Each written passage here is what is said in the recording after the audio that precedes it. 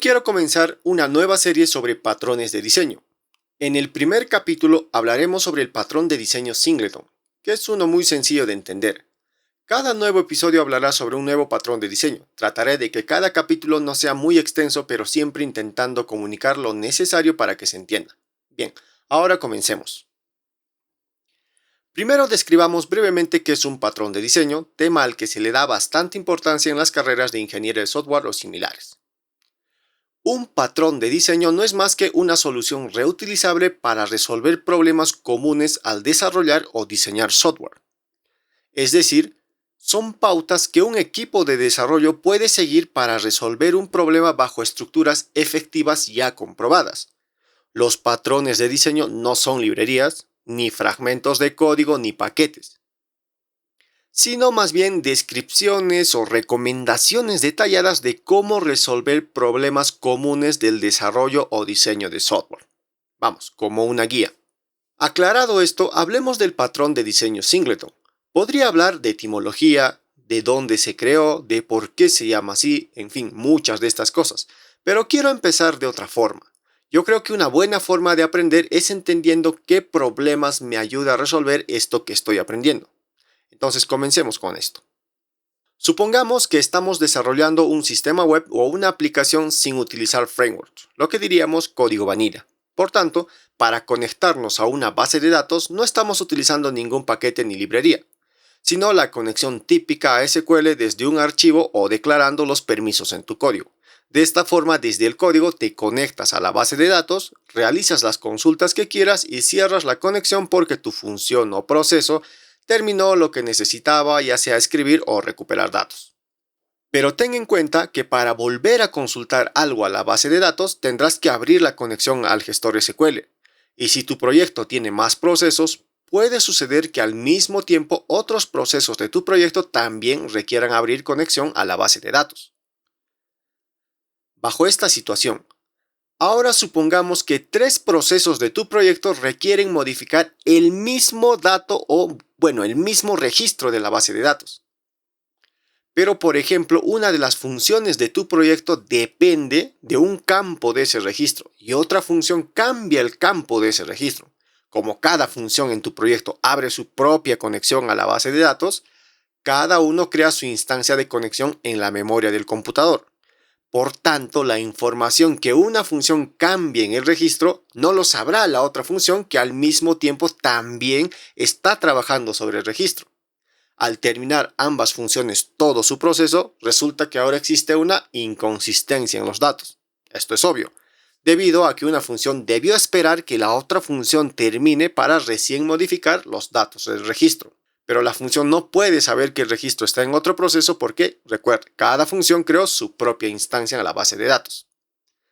¿Cómo solucionaríamos este problema? Los que ya trabajan con bases de datos y sobre todo gestores de bases de datos SQL, lo primero que podrían pensar es en transacciones. Pero el ejemplo es para un caso. ¿Y qué pasa si el problema surge con muchos más procesos de un proyecto? Usar transacciones absolutamente para todo sería muy pesado y con mucha sobrecarga en la cola de procesos. Para el que todavía no esté familiarizado con transacciones, es una forma de hacer que un bloque de líneas de código sean atómicas, es decir, se ejecutan completamente o no se ejecutan en absoluto. En base de datos sería lo mismo, o se ejecutan todos los cambios en los registros indicados o no se cambia ninguno. Bien, retomando. Entonces, usar transacciones no sería una solución por el rendimiento. Es entonces que surgió la idea de qué pasa si las conexiones las manejamos por una sola instancia.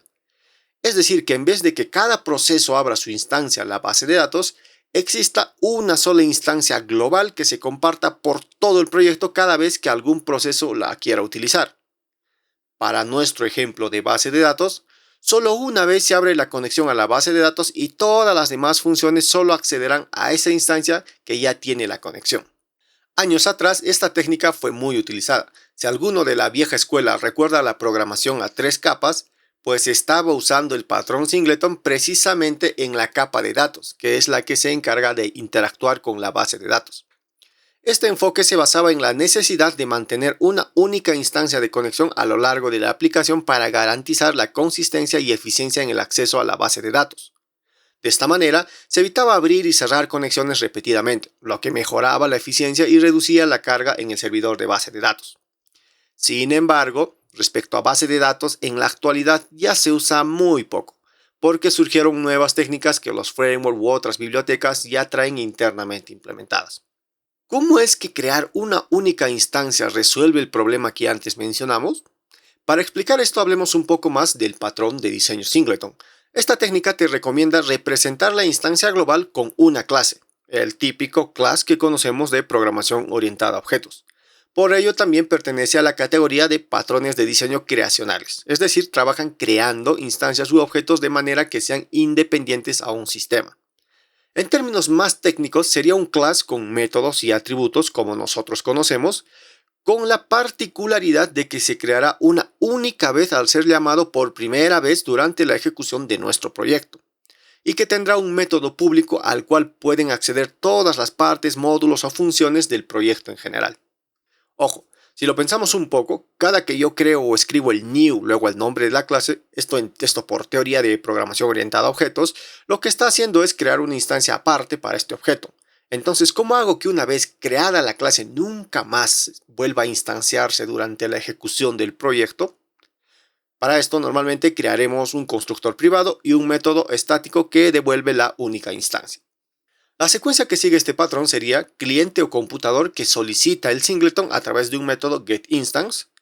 La clase singleton comprueba si la instancia ya fue creada, de lo contrario crea una nueva instancia y por último devuelve la instancia o la que ya existía, obligando siempre a que se cumpla la creación de una única instancia. Recuerda, para que la clase cumpla con ser un patrón singleton debe también cumplir con estas características. Debe crearse una única instancia en la ejecución del proyecto. Esto es clave. Debe tener acceso global. Cualquier componente del proyecto puede acceder si lo requiere. Y la instancia única se creará solo cuando se solicita por primera vez. Si no es necesario, no debería crearse. Con una clase que cumpla todo esto mencionado, ya tenemos una clase singleton que nos ayuda con el problema expuesto antes. Y esto es casi obvio porque esto garantiza que solo hay una única conexión abierta a la base de datos, lo que optimiza recursos y evita problemas de concurrencia y posterior inconsistencia de datos. Ahora bien, en la actualidad, ¿por qué debería conocer yo sobre el patrón singleton? Actualmente ya no se presentan con frecuencia problemas similares al que planteamos sobre base de datos. Esto debido a que ahora los frameworks y nuevas bibliotecas ya contemplan mejores soluciones. Sin embargo, en el desarrollo puede suceder el caso de requerir instancias globales para evitar malas concurrencias o inconsistencias. Y el caso más utilizado, por ejemplo, en el desarrollo frontend sería los gestores de estados. Si bien es cierto, no vemos qué hay por detrás porque únicamente instalamos los gestores de estados como Pinia o Vuex, pero internamente están muy basados en el patrón singleton. Claro, con mejoras y nuevas técnicas, pero la esencia principal está sobre el patrón singleton. Ya si vamos a casos particulares donde nosotros mismos programamos un patrón singleton desde cero, tomaría como ejemplo real el desarrollo en Flutter. Cuando empiezas a trabajar apps con Flutter y SQLite, normalmente creas tu patrón singleton para conexión a la base de datos. Otro caso muy común es cuando surge la necesidad de tener configuraciones globales para todo el proyecto. Lo típico en las apps móviles o web, que sirve para cambiar colores, tipos de letra y otro en general. En algunos frameworks requerimos una clase que gestione las configuraciones globales que compartirán todos los componentes del proyecto. En esos casos, por experiencia propia, les aseguro que se trabaja con singleton, aunque muchos ni lo saben. La clase que siempre sugieren crear para administrar todas las configuraciones globales del proyecto es muy probable que está basado en singleton.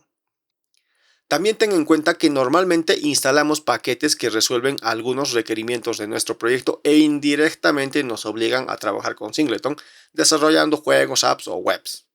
Singleton puede ser la solución que estás buscando para tus problemas de conflicto de datos, de que tus variables globales por alguna razón se cambian y no pareciera tener control, de que algunas veces encuentras inconsistencias en la información que fluye por tu proyecto, de que otro módulo de tu proyecto sin querer altera resultados que no le corresponden. En fin, muchos de estos casos se solucionan con el patrón singleton, así que no está de más tener en cuenta conocimientos teóricos de estos patrones de diseño. Hasta aquí el capítulo de hoy, nos vemos en el próximo capítulo de Patrones de Diseño.